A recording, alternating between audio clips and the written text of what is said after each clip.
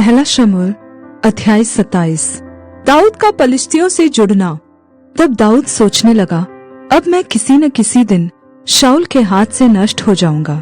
अब मेरे लिए उत्तम यह है कि मैं पलिश्तियों के देश में भाग जाऊं। तब शाऊल मेरे विषय निराश होगा और मुझे इज़राइल के देश के किसी भाग में फिर न ढूंढेगा। तब मैं उसके हाथ से बच निकलूंगा।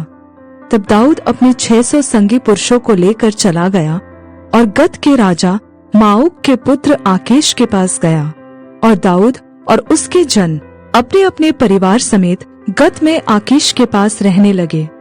दाऊद तो अपनी 2 स्त्रियों के साथ अर्थात यिज्रेल अहीनोअम और नाबाल की स्त्री कर्मेली अबीगैल के साथ रहा। जब शाऊल को यह समाचार मिला कि दाऊद गत को भाग गया है, तब उसने उसे फिर कभी न ढूंढा।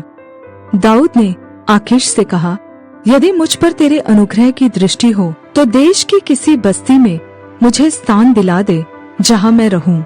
तेरा दास तेरे साथ राजधानी में क्यों रहे।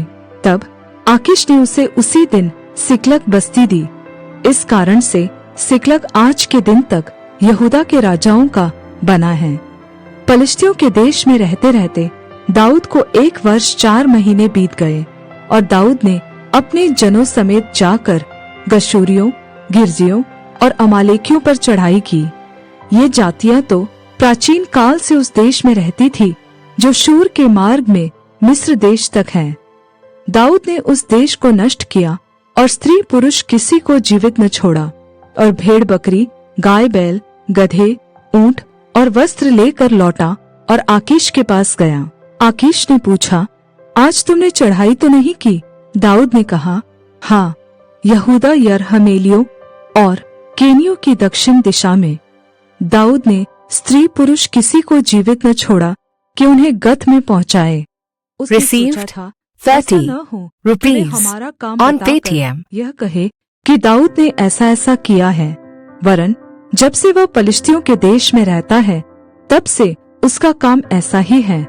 तब आकीश ने दाऊद की बात सच मान कर कहा, यह अपने इज़राइली लोगों की दृष्टि में अति घृणित हुआ है, इसलिए यह सदा के लिए मेरा दास बना रहेगा।